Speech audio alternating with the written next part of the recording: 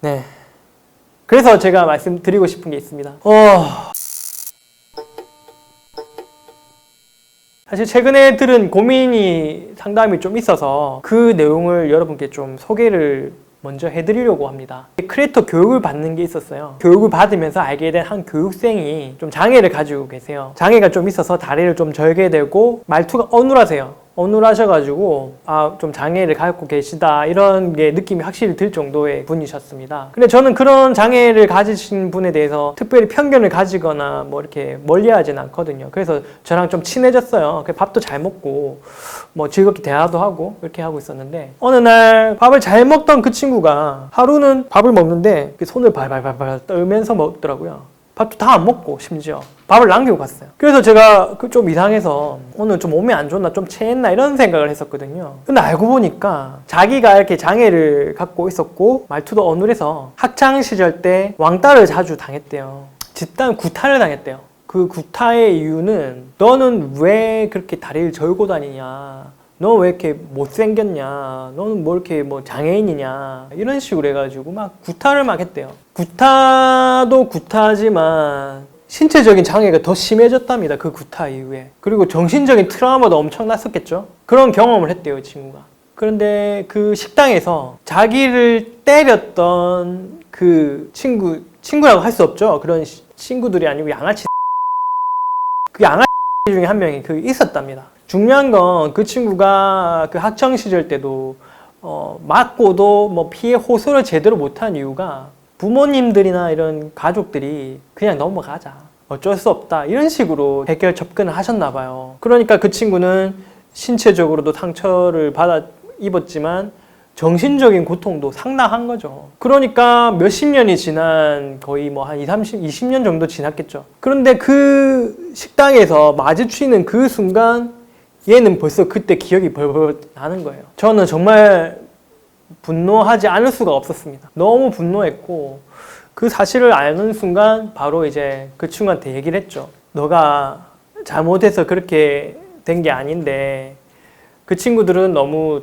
아무렇지 않게 살아가고 있고 너는 엄청난 인생의 상처를 남았다. 그런데 이런 것들은 뭐 가족이 지난 과거에 어떻게 했는지 모르겠지만 직접 부딪힘으로써 이겨내야 된다. 극복을 해야 된다. 더러워서 피하는 게 아니고 더러우면 극복하고 싸워 나가야 된다고 얘기했습니다. 왜냐고요? 일본이 지금 우리나라한테 하는 거랑 똑같습니다. 저희 때는 왕따가 없었어요. 왕따라는 단어는 제가 고등학교 쪽인가 뭐 대학교 이때쯤 나온 것 같아요.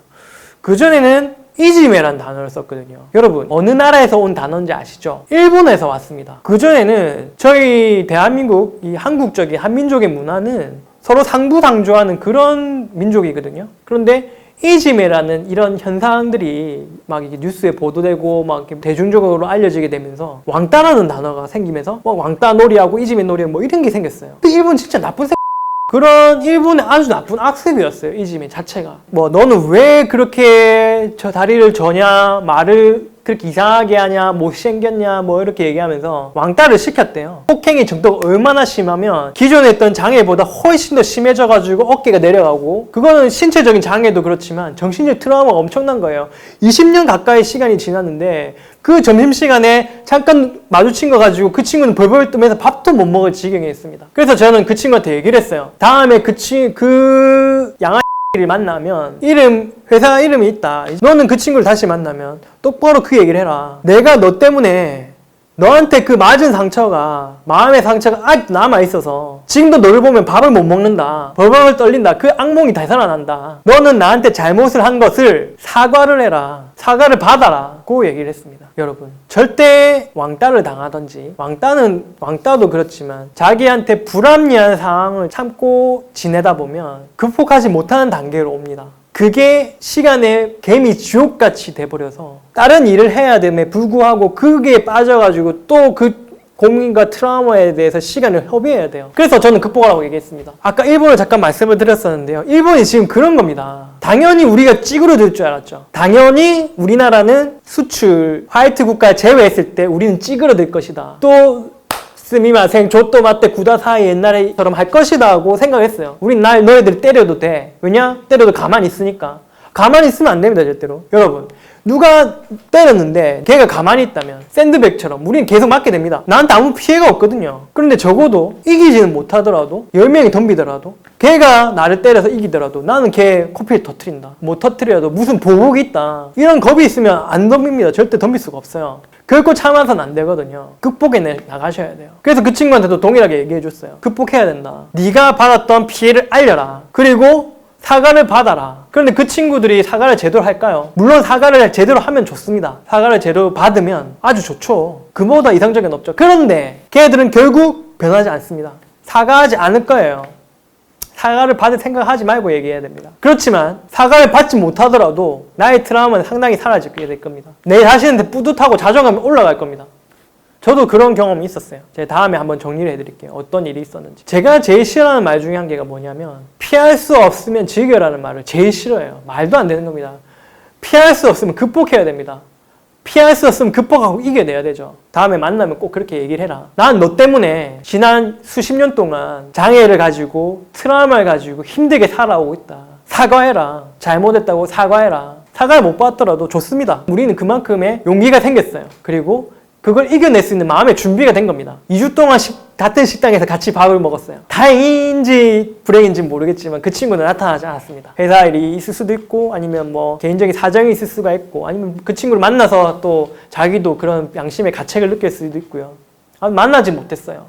만나지 못했지만 그 친구는 그 이후로 자존감이 굉장히 높아졌습니다. 그전에는 저희가 뭐 크리에이터 소개를 하거나 이러면 무서워서 도망가고 인터뷰 안 하고 도망가고 막 그랬었거든요.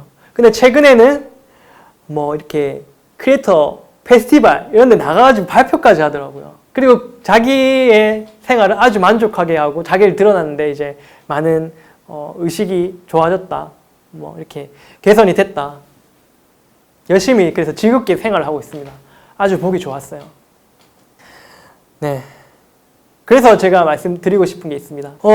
삶이 쉽지가 않습니다. 직장 내에서 물리적인 폭력도 있을 거고 언어적인 폭력도 폭언, 폭행, 성추행 이런 거 참아서는 안 돼요. 참으면 또 당합니다. 참지 마세요. 극복을 하십시오. 넌 이런 잘못을 했어. 앞으로 나한테 이러지 마. 여러분들은 왕따를 시키려고 하고 이렇게 소외시키려 하는 사람들은 분명히 얘기를 해가지고 극복을 하셔야 됩니다. 절대 참으셔서는 안 돼요. 오늘 제가 드리고 싶은 말씀은 이겁니다. 참으면 똥 된다. 참으면 호구된다입니다.